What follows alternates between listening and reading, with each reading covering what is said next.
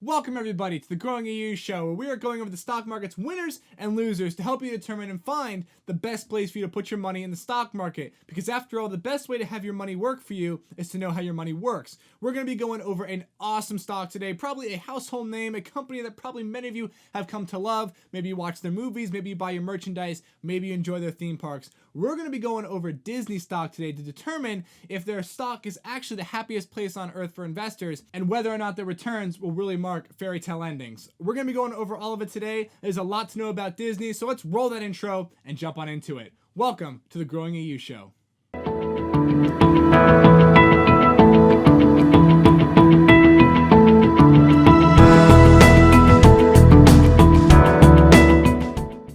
Now, before we jump into it, I need to do one quick public service announcement. If you wouldn't mind smashing that like button, destroying the subscribe button, and hitting that post notifications, I would really appreciate it. It really helps me keep making videos like this one, and all the support is wonderful. Also, if you're really super interested in learning more about the stock market, learning more about trading, learning more about investing, all the above, below there's going to be a huge list of books. These are affiliate links, but books on Amazon that are going to be some of the best books to get started investing and really grow your investing and stock market knowledge. After all, the more you learn, the more you earn. So if you're interested in learning a little bit more about the stock market, increasing your returns, check out those links below. Again, they are affiliate links, so if you do use them, I really appreciate you supporting the show, and it helps me, again, keep creating videos like this one.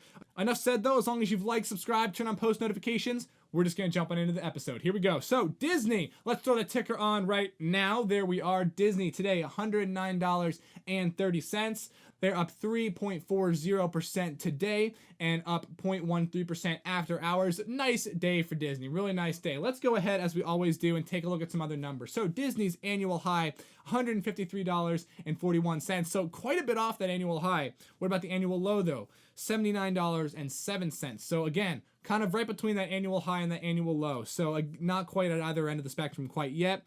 A volume at 5.57 million, an average volume at 23.73 million, a market cap at 195.8 billion. Let's take a look at the last month for Disney. How have they been doing? Last month for Disney, up 2.5%. That's $2.67. We can see it's a little bumpy in there, though. Definitely not consistent movement, but they are up 2.5%. Let's go ahead and jump at 1 year. Let's see how they've really been affected by Corona over the last year. Again, that's the unfortunate part for Disney. The last year has been a little rough for them. Down $24.20, 18.13%. Kind of a rough year for Disney. Definitely not looking super great there. How about the last 5 years, though? Has it really affected them badly? Let's take a look. And again, the last 5 years down 1.97%. We can see over the last 5 years, it looks like it has been a pretty steady and consistent growth. Net anyway. Again, a little bumpy in there at different times, but we can just see this huge drop from February 14th all the way down to about March 20th there when they hit their low point of $79.07.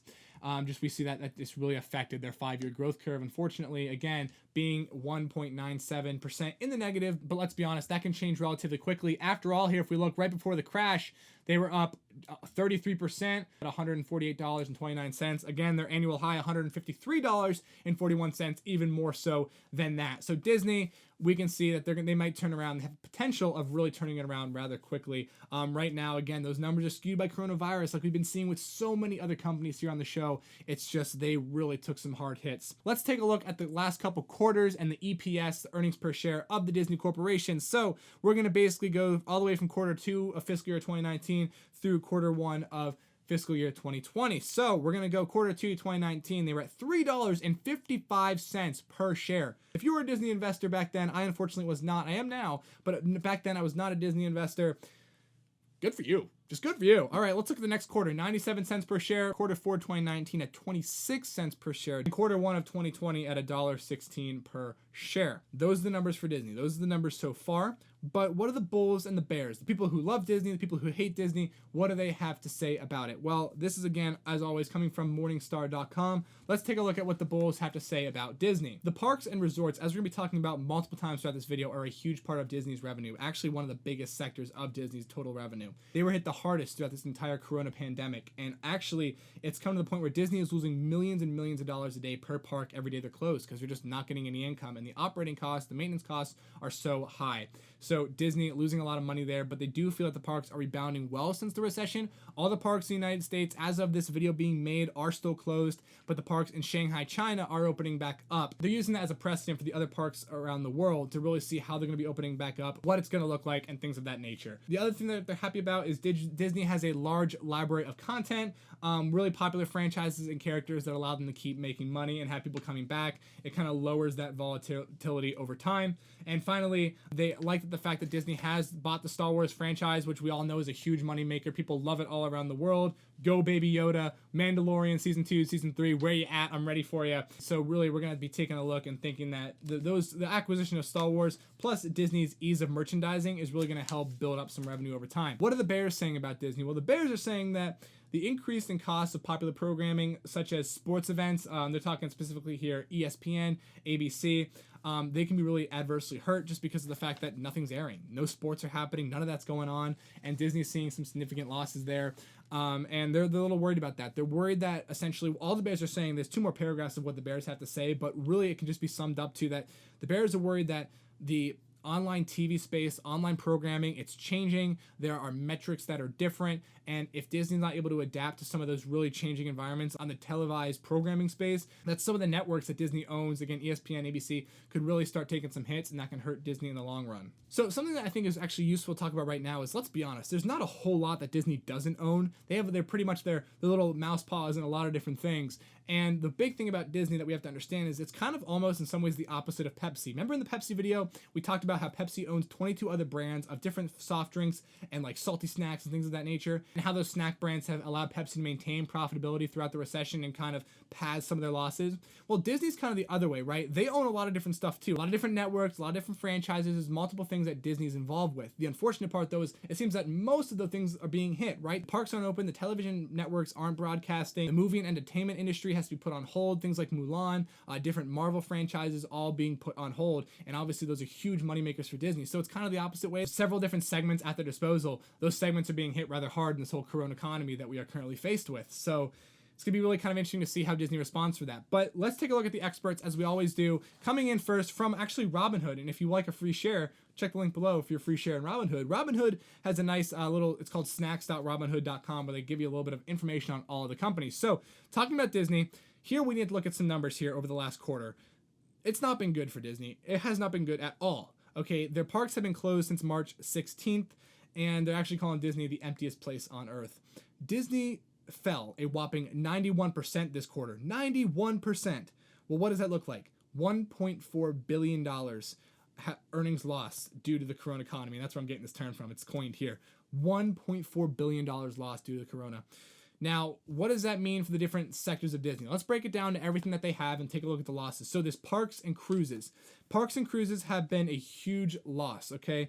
They dropped a whopping 58% in their operating profits and a 10% sales dip. Moving on also, as we said, the cable networks that Disney owns, the televised programs like ESPN have no sports to stream. And of course, the ads are falling there because if they're not streaming anything, they're not getting the ad revenue and all the stuff that comes along with TV programming. It's just not coming in. Again, we have studio entertainment. We talked about that. Things like Mulan, that was the live action Mulan that was coming out, put on hold. All these different things that were set to be a payday for Disney are just put on hold, and we don't really know at this point when they're going to happen. Finally, though, a kind of bright side for Disney, and we're going to be talking about it a little bit more later, is Disney Plus. Disney Plus has been an expensive endeavor for Disney, but it's also allowed them to really kind of stay on top of a couple of things here throughout this whole corona economy.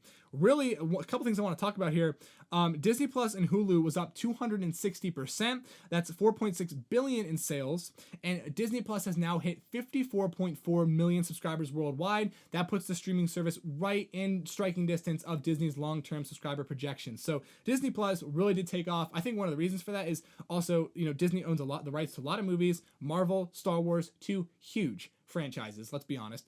And Netflix, the other programs, Amazon, they don't have access to them in the same way. So Disney, number one, it's cheaper than the other programs, and they offer better movies in a lot of the cases. So I think you're going to see a lot of people moving over to Disney Plus or adding Disney Plus to their streaming armories. It's going to be really interesting to see how Disney Plus fares after all the shelter-in-place bans are lifted, to see if those subscriber numbers are going to rise, decrease, stay the same. I'm interested to see. I'll let you know when that happens. Moving over now to Yahoo Finance, a couple things I want to talk about here. They're talking a lot about Shanghai Disney. As we said, the opening of the Shanghai parks is going to really cause momentum throughout the company and hopefully begin to open up some of the other parks throughout the country, of course, as it is safe. We don't want to do anything too early and risk getting a whole bunch of people sick. That's not safe. That's not smart. But they do believe that the Shanghai parks are going to start to cause some momentum. A couple things that they're doing there at the Shanghai parks. Number one, they're talking about the requirement of all guests to wear face masks. They're talking at possibly less than 25% capacity first starting out. I mean, that's low. That's really low numbers over at the Disney parks, less than 25% capacity. They're talking about temperature checking zones throughout the parks. And they're also talking about possibly now implementing virtual queuing. So instead of waiting in line for your rides, you're going to be entering into a virtual queue. Your time has come, you go over to the ride, show your virtual queue, and you get on. Those are all things that are in the production phases. None of those things are actually rolled out yet, but those are all things that Disney's trying to do to get the parks back open, but also maintain safety. Again, protective equipment like face masks, checking for temperatures, virtual queuing to help with that social distancing. They're really doing as much as they can to try and open up the parks for people who want to go back, and also to help the company to stop losing as much money as they are every single day at these parks. This actually brings a good time. Let's talk about the money a little bit. So Disney has recently taken out some loans over this period, $6 billion worth of loans actually. They've obviously been losing a lot of money, so they've had to get that money back from somewhere, and Disney has taken out a total of $6 billion in loans, and that puts Disney $44 billion in debt. Now, before this, they were $38 billion in debt, so really it's not that drastic of a change, but still, $6 billion in loans, $44 billion in debt. That's a big, big number. It's making some of the investors, rightfully so, nervous. That is worrying people, but really the way that they're going to start to make some of that money back is by opening their parks, opening their productions, opening their entertainment studios, things of that nature. What does the Motley Fool think about the parks reopening? Well, they've got a couple things to say. First of all, they agree that the main profit center is the park. That is just shown through the numbers. They also say that they had the potential, the profits from that, to fall very hard over the next quarter and possibly even through the next 2 years, still experiencing extreme losses. Because let's be honest, the post-corona world is going to be drastically different from the pre-corona world. Things are going to change, and what's going to be required is that companies, businesses, corporations are going to be required to adapt to that change.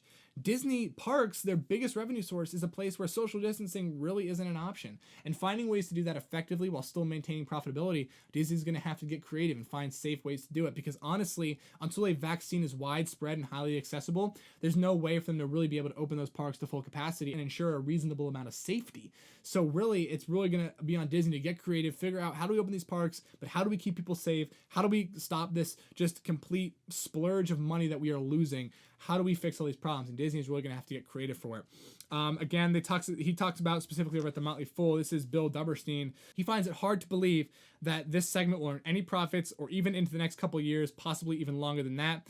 He actually believes that the park segment might produce losses for a significant period of time, just because really until we are sure that the coronavirus has been contained, we have vaccines easily accessible for it. How is Disney going to be able to promote that international, very close quarter social interaction in such a small area of land, considering how many people are there? How are we going to be able to do that unless we have a widespread and easily accessible vaccine? They're worried that it's going to cause years of losses for Disney, specifically the largest profitable sector being their parks and cruises. It's going to be interesting to see what happens there for Disney. Taking a look at some current information, all of you investors in Disney, we need to be aware of this. Here's what's up. Disney has cut dividends, at least for the first part of 2020, possibly longer. This is going to be saving them money, and they're going to be allowing them to, again, mitigate some of their losses, to be putting it back into the business, because Disney's not stopped growing. They've recently just purchased a total of 2,000 new acres of land. They are expanding in their parks. They obviously are taking care of the parks while everything's closed. Disney has not stopped. There's still a lot going on down there. They're doing a lot to maintain the brand and the business. You can't just pause that large of an empire, basically. So Disney's doing a lot down there, and they've paused dividends to all the investors to help fund some of those different things that they have going on. Disney Plus is doing a lot. Disney Plus is kind of the saving grace for Disney right now. I'm glad they came out with it because it's allowed them to mitigate some of their losses in this time. I mean, 54.4 million users is no small number, so good for them. They really knocked it out of the park. I was a fan of Disney Plus from the minute it came out. I actually talked about it in a video a long time ago. We were talking about streaming services, and I think Disney Plus has done really, really well. It is a little bit expensive for Disney to own and maintain, but despite that, it's 54.4 million users. That's pretty great. But also being one of the cheapest streaming services with programs like Star Wars and Marvel, that's pretty awesome. And it's no wonder why so many people are moving over to Disney to use their streaming platform. Let me know what you think of Disney down below. Definitely drop me a comment to let me know, are you going to invest in Disney? What do you think about this? Disney, I mean, it's scary. They're in a scary place right now. But I think we have to look at the intrinsic value of Disney. They're a strong company. They know what they're doing. They've been around for a very, very long time. And I do believe that they're going to be able to pull out of this. I mean, hopefully so. They have a lot of awesome stuff that they do. So let's just hope the best for Disney. Let me know what you think about them. Are you going to invest? Are you going to pull your money? Are you going to hold? What are you going to do with Disney? What's your thought on how everything is moving? Definitely hit that subscribe button. Drop us a like. Turn on post notifications if you haven't already. Appreciate every single one of you. And also, as I said, down below in the description, definitely check out some of those books so you can learn more about investing in the stock market. If you do, I appreciate it. This has been John Law, as always, and we will see you guys here on the Growing AU show next time.